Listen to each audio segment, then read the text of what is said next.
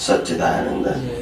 इस दुनिया में धर्म दो प्रकार के हैं, एक मानव धर्म है और दूसरा आत्मधर्म है। दो प्रकार के धर्म हैं, एक मानव धर्म और दूसरा आत्मधर्म। और संसार के अंदर धर्म के नाम पे जितने पंथ बने हैं, धर्म के नाम पे जितने पंथ बने हैं, वो मानव धर्म के ही प्रकार है। क्या बताया? जितने भी धर्म है वो मानव धर्म का प्रकार है कि हम इंसान को किस तरह अपने मन से, अपने वचन से और अपने काया से किस तरह एक दूसरे को हेल्प कर सके, तन से, मन से, धन से, वाणी से, कैसे भी करके। यही सभी धर्मों का सार है, जिसमें मानव सेंटर में है। क्या है? इंसान वो सेंटर में है। चाहे वो राम की भक्ति करे, चाहे वो कृष्ण की भक्ति करे, चाहे वो महावीर की भक्ति करे, चाहे वो शिव की भक्ति करे, चाहे वो स्वामीनारायण की भक्ति करे, भक्ति किसी की भी करे, मगर सेंटर में मानव है। क्या है? और मानव होने के नाते हर धर्म के अंदर ये 5 महाव्रतों की बात अपने आप आ जाती है। जैसे सत्य बोलना, हिंसा नहीं करना, सत्य अहिंसा, अचौर्य यानी चोरी नहीं करना, अपरिग्रह यानी परिग्रह को कम रखो, और ब्रह्मचर्य। ये 5 बातें हर इंसान के लिए हर धर्म में एक या दूसरे एंगल से बताई गई है। इसी का नाम है धर्म। क्या बताया?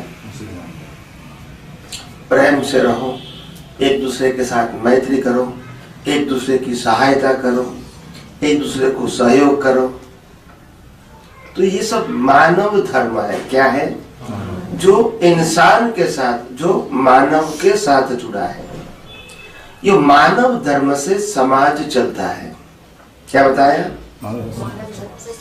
बिना मानव धर्म समाज नहीं चल सकता। तो समाज चलाने के लिए, अच्छी तरह चलाने के लिए, ये मानव धर्म जितना फैलेगा इतना समाज अच्छा बनेगा। आप समझे? मगर जिसको आध्यात्मिक मार्ग में आगे बढ़ना है, जिसको आध्यात्मिक मार्ग में कोई बात नहीं, जिसको आध्यात्मिक मार्ग में आगे बढ़ना है, इसको मानव धर्म से ऊपर उठना पड़ेगा। तो मानव धर्म गलत नहीं है। क्या बताया? गलत नहीं है, सही है। एक इंसान के रूप में, अच्छे इंसान के रूप में जीने के लिए मानव धर्म सही है और श्रेष्ठ है। मगर मेरे को जन्म मरण से ही मुक्ति पाना है,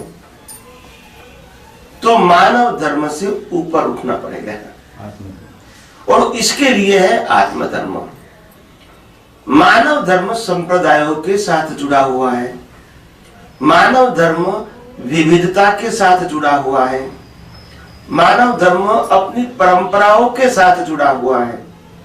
मानव धर्म क्रियाओं के साथ जुड़ा हुआ है। अगर मानव धर्म से ऊपर उठोगे तो वह आध्यात्म मार्ग आएगा, जिसको कहते हैं आत्मधर्म।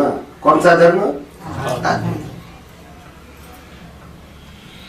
और वो आत्मधर्म का जो मार्ग है वो मन वचन काया की क्रियाओं से नहीं जुड़ा हुआ है, एक व्यक्ति के सिंबल से नहीं जुड़ा हुआ है, एक गुरु के सिंबल से नहीं जुड़ा हुआ है, एक सांप्रदायिक क्रियाकांड से वो नहीं जुड़ा हुआ है। वो उससे ऊपर उठ गया।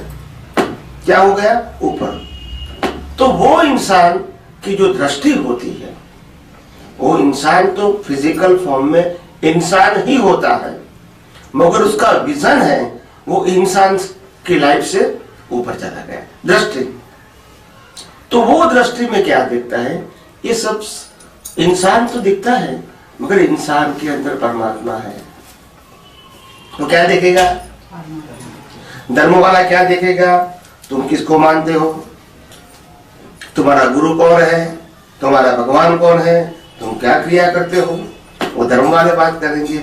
मगर जो आध्यात्मिक व्यक्ति है वो ये बात नहीं करे, क्योंकि वो उससे ऊपर उठ गई है। क्या है?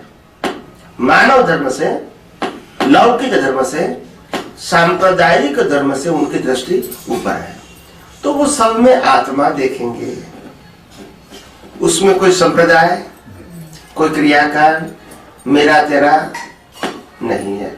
मैं भी हकीकत में वास्तव में शरीर नहीं आत्मा हूँ, और ये जो सब दिखता है शरीर, उसके अंदर भी क्या है?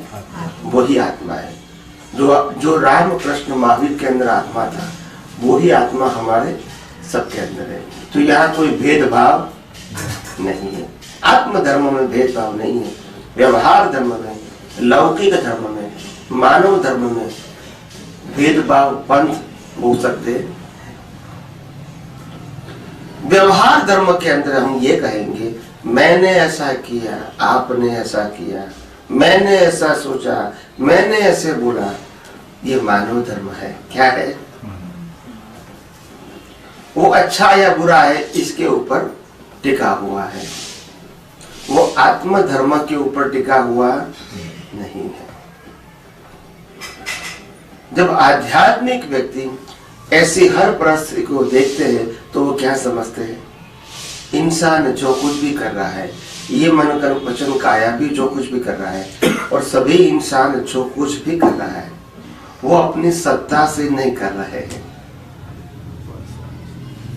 वो कर्म के वश कर रहे हैं।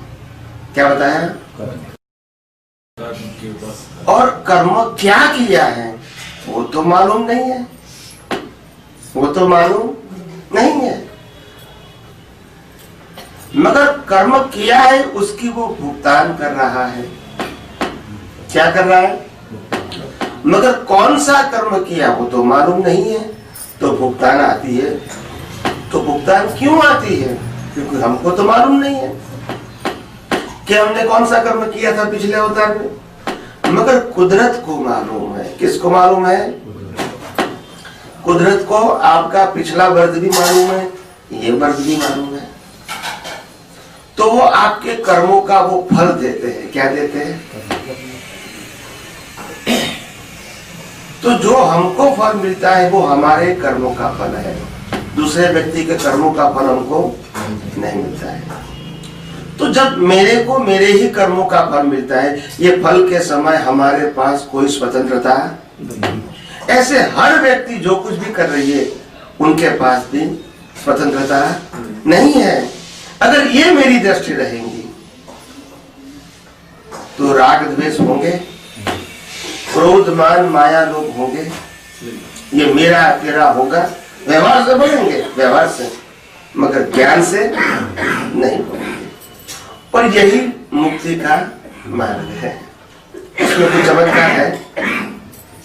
इसमें कोई चमत्कार है? ये मेरे गुरु, ये मेरे भगवान, ये मेरी क्रिया है बीच में? नहीं है। तो जो रामकृष्ण महावीर ने जो ओरिजिनल बात किया था, वेदांत में भी जो ओरिजिनल बात किया था, ये लेवल की किया था, ओरिजिनल। बाद में जब संप्रदाय चालू हो गए तो वो ओरिजिनल बात रही नहीं।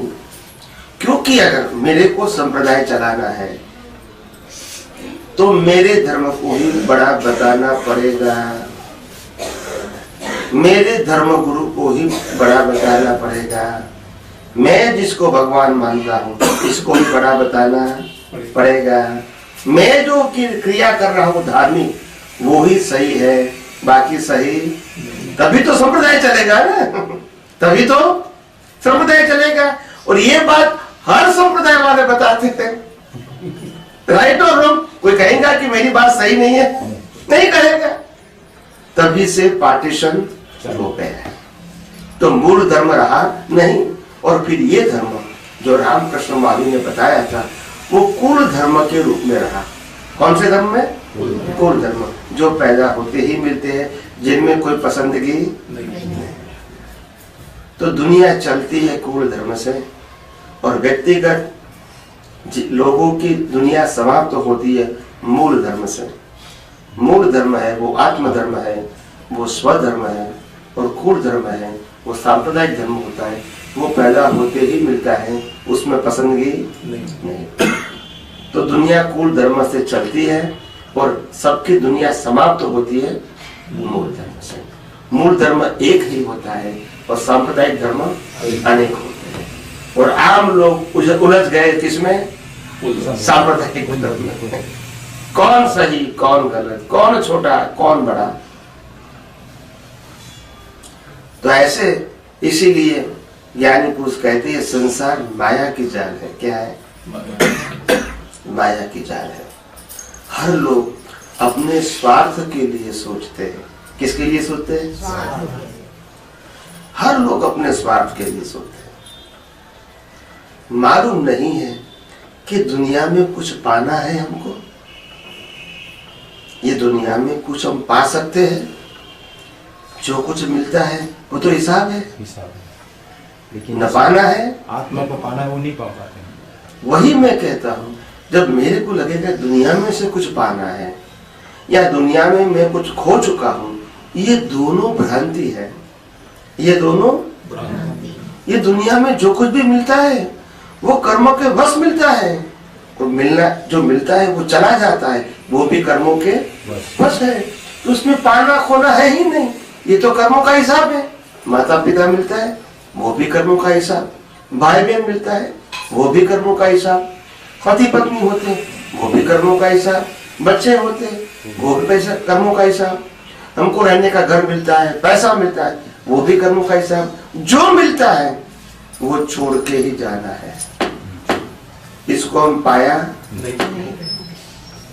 और जो छोड़ के जाना है उसी के साथ हम राग द्वेष करते हैं। इसी के साथ हम क्रोध मान लोभ करते हैं। इसी के साथ हम मालिकीपन और कर्तापन करते हैं। और इसी से संसार चलती है बस।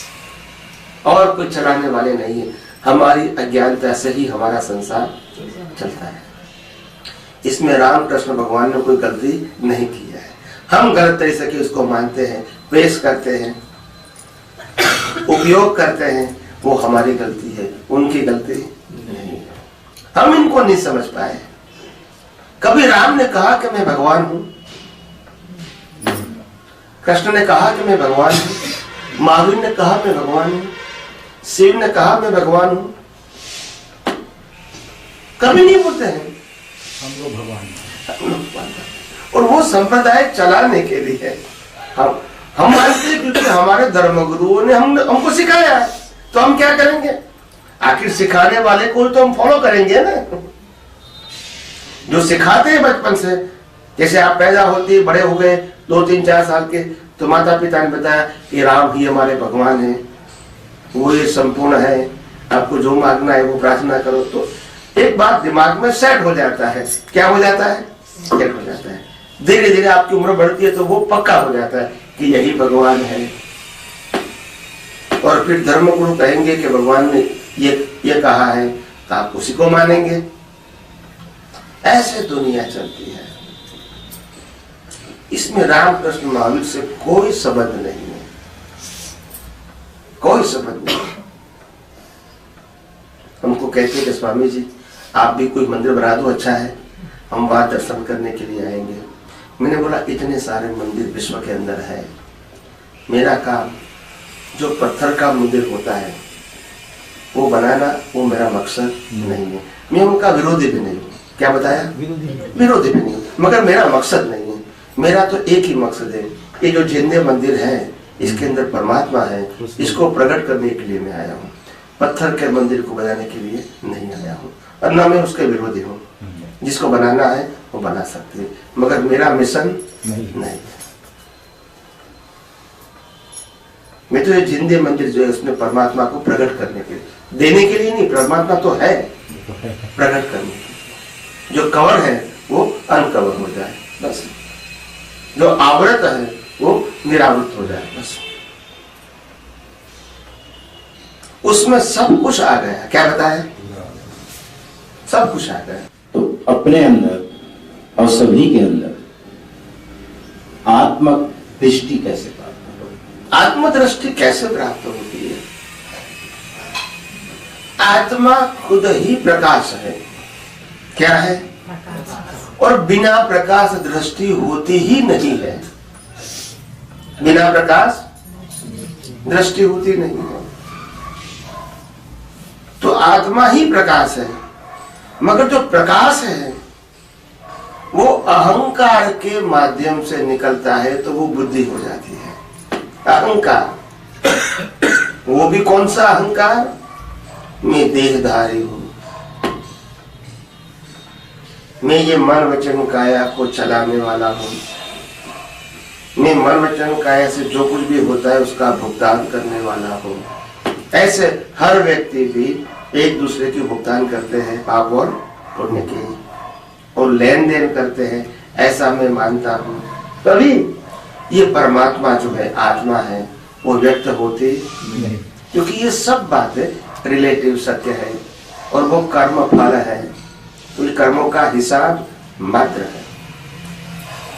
तो आत्मा तो है ही, उसकी पहचान नहीं होती है, क्योंकि हमारी जो दृष्टि है वो शारीरिक क्रियाओं से जुड़ी हुई है। दृष्टि की बात करता हूं बस, पर जैसी दृष्टि वैसी तो बदलना क्या है? सृष्टि को जो हो रहा है। एक महात्मा बोलते थे कि स्वामी जी, लोगों को हेल्प होवे ऐसा कुछ काम करो आप। क्या बताया? तो अच्छा है। मैंने कहा आपका सजेशन तो अच्छा है, मैं उसमें कोई मना नहीं करता हूँ, यही तो मानव धर्म है, मैं उनको स्वीकार करता हूँ, मैं गलत नहीं कहता हूँ। मगर मेरी सोच ये है कि हर व्यक्ति मानव धर्म की ही बात करेंगे तो आत्मधर्म की कौन बात करेंगे? इसीलिए जो आप मानव धर्म की बात करते हो वो सही है, गलत नहीं है, मगर कोई तो लोग जगाने वाला चाहिए। लाखों राम नहीं होते हैं, लाखों कृष्ण नहीं होते हैं, लाखों महावीर नहीं होते हैं, मगर राम कृष्ण महावीर होते ही नहीं तो क्या होता है? यहाँ क्वांटिटी की बात प्रकट हो जाते हैं। हाँ, तो यहाँ क्वांटिटी की बात नहीं है, मगर कोई तो होना चाहिए जगाने वाला। सब लोग यही सांप्रदायिक धर्म की ही बात करेंगे तो जगाएगा कौन? तो कोई तो चाहिए कि नहीं? एक तो राम चाहिए कि नहीं? भले 1000 नहीं राम हो गए, एक ही 1000 कृष्ण नहीं हो गए, 1000 महावीर नहीं है, मगर एक तो होना चाहिए कि जो आत्मधर्म की बात करे, मानव धर्म की बात, सांप्रदायिक धर्म की बात हर धर्म गुरु करते हैं, और मैं उसको मना नहीं करता हूं कि आप गलत हो, मगर मैं आत्मधर्म की बात करता हूं। और यही मेरी दृष्टि है, और कुदरत ने मेरे को जिस प्रकार की दृष्टि दिया है इसी की मैं बात करता हूँ। और आपके पास जो दृष्टि है शास्त्रों की, उसकी आप बात करते हैं, तो मैं उसको भी गलत कहता नहीं। तो मैं ये कहना चाहता हूँ कि क्षणिक दुखों से मुक्ति पाना, क्षणिक दुखों से या टेम्पररी दुखों से मुक्ति पाना, उसका मार्ग दिखाना, उसका नाम है धर्म। इसका नाम है, और जन्म मरण से मुक्ति पाने का मार्ग दिखाना, उसका नाम है आध्यात्म। इसका नाम है आध्यात्म। वहां पाप पुण्य और जन्म मरण की बात, सुख दुख की बात नहीं होती। तो मानव धर्म में या तो कुल धर्म में या तो सांप्रदायिक धर्म में तो बात होगी ही, सुख दुख की बात होगी, और किस प्रकार से एक इंसान दूसरे इंसान को हेल्प करे, ये बात होगी, और समाज के लिए जरूरी भी है व्यवस्था के अनुसार। मगर मैं आध्यात्म धर्म की बात करता हूँ, आत्मधर्म की बात करता हूँ।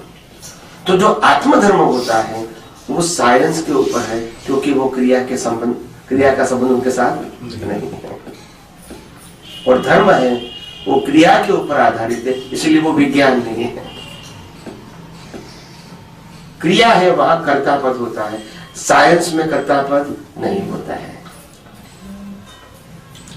इसीलिए जब भगवान श्री कृष्ण कहते हैं कि हे अर्जुन, महाभारत के युद्ध में कि हे अर्जुन, तुम्हारे हजारों अवतार हो चुके हैं, मेरे भी हजारों अवतार हो चुके हैं, मगर सभी अवतारों में कॉमन कौन था? शरीर या आत्मा? तो आखिर मैं कौन हूं? शरीर तो कर्मों के भुगतान का साधन मात्र है। जैसे कर्म खत्म हो गया, ये साधन को जला दिया जाता है, तो मैं साधन नहीं हो सकता हूँ, मैं तो शाश्वत हूँ। क्या हूँ? तभी जन्म मरण होता है, इनका जन्म मरण होता है शरीर का, मगर अज्ञानता के वश, भ्रांति के वश, मिथ्या मान्यता के वश मैं ऐसा मानता हूं कि मैं ही शरीर हूं। बस यही अज्ञानता है। शरीर को नहीं मिटाना है, अज्ञानता को मिटाना है। शरीर को नहीं मिटाना है, अज्ञानता को मिटाना है। अज्ञानता ही संसार है। क्या है? शरीर संसार नहीं है, शरीर तो कर्मों के भुगतान का साधन है, जो रामकृष्ण महावीर को भी मिला था, मगर वो बंधन रूप नहीं है। बंधन अज्ञानता से है और मुक्ति विज्ञान से है। तो विज्ञान ज्ञान है, मगर विज्ञान का ज्ञान सिद्धांत के ऊपर आधारित है और सामान्य ज्ञान वो सिर्फ क्रिया के ऊपर आधारित है। इसलिए मैं विज्ञान शब्द प्रयोग करता हूँ। ज्ञान तो है, जैसे कोई कहता है कि मैं राम को मानता हूँ, वो भी ज्ञान है। कृष्ण को मानूंगा, वो भी ज्ञान है। महावीर को मानूंगा, वो भी ज्ञान है। मैं पूजा पाठ करता हूँ, वो भी ज्ञान है। मैं शास्त्रों को पढ़ता हूँ, वो भी ज्ञान है, मगर ये ज्ञान श्रद्धा का है, श्रद्धा का है। वो सनातन सत्य मैं राम को मानता हूँ, वो भी सनातन सत्य नहीं। सनातन सत्य से ये है आत्मधर्म, जो राम कृष्ण महावीर तीनों के अंदर एक ही था और सबके अंदर भी वही है, इसलिए उसको सनातन बोलते हैं। सांप्रदायिक को सनातन नहीं बोलेंगे, एक राम को मानेंगे, एक कृष्ण को मानेंगे, एक महावीर को मानेंगे, सनातन कैसे बोलेंगे? तो इसीलिए सनातन धर्म किसको कहेंगे? आत्मधर्म को, जो सबके अंदर।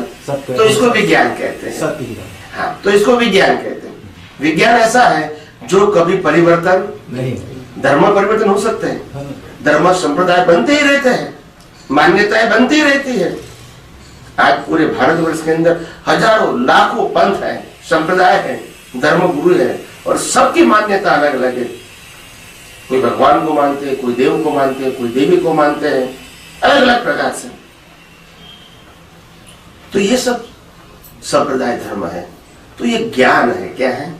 और विज्ञान का मतलब होता है सनातन सत्य। कौन सा सत्य? जो कभी परिवर्तन नहीं होता है। और सबसे बड़ी बात यह है कि सनातन सत्य को या तो सनातन सिद्धांतों को बनाने वाला कोई नहीं होता है। अगर किसी ने बनाया है तो वो सनातन नहीं है, क्योंकि उससे पहले नहीं था, तो वो सनातन। सनातन का मतलब परमानेंट, कायमी। कभी नहीं था ऐसा हो ही नहीं सकता, और कभी होगा भी नहीं ऐसा भी नहीं हो सकता। तो आत्मा वो कैसा है? हमेशा सनातन है, हमेशा रहेगा। पहले नहीं था, आज है, फिर कल नहीं रहेगा, ऐसा नहीं है। और दूसरा है कुदरत का कानून, जिससे पूरा विश्व चलता है। पहले भी, आज भी और बाद में भी हमेशा चलता है।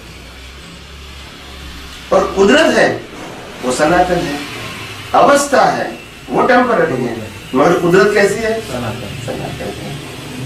कुदरत के सिद्धांत कैसे हैं? कर्म का सिद्धांत कैसा है? कर्म का सिद्धांत परमानेंट है। कर्म करोगे, कर्म टेम्पररी, मगर सिद्धांत परमानेंट है। पुनर्जन्म का सिद्धांत परमानेंट है। तो इसको कहते हैं कुदरत का कानून। हर रोज सूर्योदय होता है, सूर्यास्त होता है, वो परमानेंट है। क्या है? ये कुदरत का कानून है। धूप होती है, बारिश होती है, ठंडी होती है, ये कुदरत का कानून है। ये मनुष्य का काम नहीं है, और होता ही रहता है। अवस्था के रूप में कम ज्यादा हो सकता है, मगर ये इंसान का कंट्रोल नहीं है। तो ये कुदरत जो है पूरे विश्व को चलाते हैं और उसमें कोई व्यक्ति दोषित नहीं है। और हमको दूषित लगती है ये हमारी अज्ञानता है। और निकालना क्या है? अज्ञानता। न इसको बदलना है, न कोई व्यक्ति को बदलना है, सिर्फ दृष्टि को बदलना है। किसको बदलना है? दृष्टि। तो जो आत्मधर्म है वो सनातन धर्म है। और सनातन धर्म सिद्धांत के रूप में होता है, श्रद्धा के रूप में। हर सिद्धांत सनातन सत्य या तो कुदरती कानून के आधारित है। कोई धर्म संप्रदाय के या तो व्यक्ति ने बनाया हुआ कानून के ऊपर आधारित नहीं है। और इसीलिए जब आपकी मान्यता ही सनातन सत्य के ऊपर आधारित है, आपकी दृष्टि धीरे धीरे सनातन सत्य वाली बन जाएगी। जब आपका आधार ही टेम्पररी है तो दृष्टि भी कैसे रहेगी? टेम्पर रहेगी। आज आप जिसको प्रेम करते हो वो कल नहीं रहेगा, तो फिर क्या करोगे? इसीलिए हमारी दृष्टि ये 5 इंद्रियों से दिखती हुई दुनिया से पर होनी चाहिए। तभी आप मुक्ति के मार्ग में आगे बढ़ सकते हो। बाकी ये 5 इंद्रियों की दृष्टि दुनिया देखती है वो सब विनाशी है और टेम्पररी है, सब विनाशी है। और उसी में हम फंसे हुए हैं। किसी ने नहीं फंसाया, हमारी अज्ञानता से हम फंसे हुए हैं। और अज्ञानता लोगों ने दिया नहीं है, हमने स्वीकार किया है। दिया नहीं है, कोई व्यक्ति अज्ञान दे नहीं सकते हैं, हम इसको स्वीकार करते कि हाँ यही ज्ञान है, हम स्वीकार करते। अज्ञान को ज्ञान के रूप में स्वीकार किया, फिर गलती किसकी है?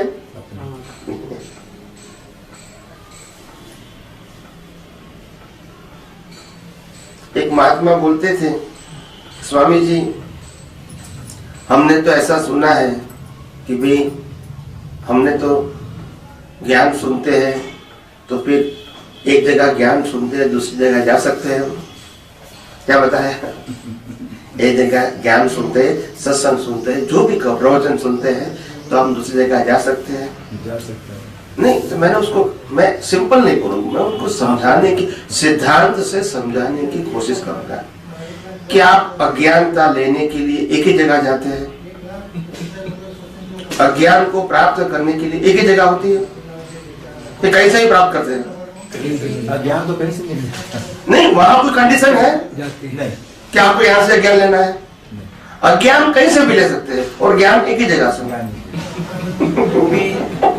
आप जैसे महात्मा हो नहीं, कहने का मतलब ये है जैसे अज्ञानता कहीं से भी प्राप्त कर सकते हैं तो ज्ञान भी कहीं से भी प्राप्त कर सकते हैं। वो मेरी पसंद की है, वो कोई जगह नहीं होती है। मेरे को जहाँ सूट लगेगा मैं वहां सुनूंगा, फिर लोगों को लगेगा कि यहाँ नहीं, मैं यहाँ अच्छा है तो मैं वहां जाऊंगा। ये मेरी पसंद की है। अज्ञान कहीं से भी ले सकता हूँ, ज्ञान भी कहीं से भी ले सकता हूँ, मगर ये मेरी पसंद की है। क्या बताया? जहां तक मेरे को ठीक नहीं लगेगा वहां तक मैं ढूंढता रहूंगा, या सुन लो बस। तो उसमें सामने वाला पसंद करेगा नहीं। कोई स्कूल कॉलेज वाला कहेगा कि मेरे यहाँ ही आपको एडमिशन लेना पड़ेगा, कहेगा कि हमारी पसंद की है, अपनी पसंद। तो अज्ञान कहीं से भी ले सकते हैं, हमारी पसंद की है, तो ज्ञान भी कहीं से भी ले सकते हैं, हमारी पसंद की है, और विज्ञान भी कहीं से भी ले सकते हैं, मगर पसंद की हमारी होनी चाहिए। कोई हमको ऐसा नहीं कहेगा कि बस ये संप्रदाय है यहाँ से बाहर नहीं जाना। हम जेल के लिए थोड़ी आए हैं भाई, हम तो मुक्ति पाने के लिए आए। आपके पास है वो हमको बांटो, अच्छा लगेगा तो स्वीकार करेंगे, नहीं लगेगा तो और जगह पे जाएंगे, मगर स्वतंत्रता हमारी होनी चाहिए। राइट और रॉन्ग? हमको आगे बढ़ना है, हमको संतोष होना चाहिए। आप हमको नीति नियमों से लपेटोगे तो वो ठीक हमारे लिए नहीं है। हमको मुक्त रखो, आपके पास जो है वो बांटो, बस। तो लोगों की अज्ञानता हो, अज्ञानता से फिर फंस जाते हैं। क्या हो जाते हैं? फंस जाते हैं। फिर इसके लिए बाहर निकलना मुश्किल हो जाता है। तो मैं हर व्यक्ति को कहता हूं कि आपको कहीं से भी ज्ञान मिलता है और आपको लगता है कि मेरी प्रगति होती है, तो आप जा सकते हैं। क्या बताया? ये आपकी पसंद की है, कहीं भी लगता है तो। और हमको मालूम है जहां जहां आपका हिसाब होगा वहां वहां आप जाओगे, तो मैं रोकने वाला कौन हूं? मैं क्यों ऐसा कहूं आपको? क्यों ऐसा कहूंगा? क्यों अपनी दृष्टि को मैं छोटी बनाऊंगा? मैं अपनी दृष्टि को क्यों छोटी बनाऊंगा? आप बहुत ऊंची बात बोल रहे हैं। है? अच्छी बात है, सच बात है। मैं कहता हूं मैं खुद मुक्त रहना चाहता हूं और आप सबको मुक्त रखना चाहता हूं। अगर मैं आपको बांधूंगा तो मैं मुक्त नहीं हो सकता। नहीं, राइट। मुक्ति देने से ही मुक्ति मिलती है, किसी को बांधने से मुक्ति की अनुभूति नहीं होती। तो ये सीधी बात है। क्या है? ये बिल्कुल सीधी बात है, कोई भी इंसान इसको समझ सकता है। या जय श्री राम स्वामी जी। जय सच्चिदानंद।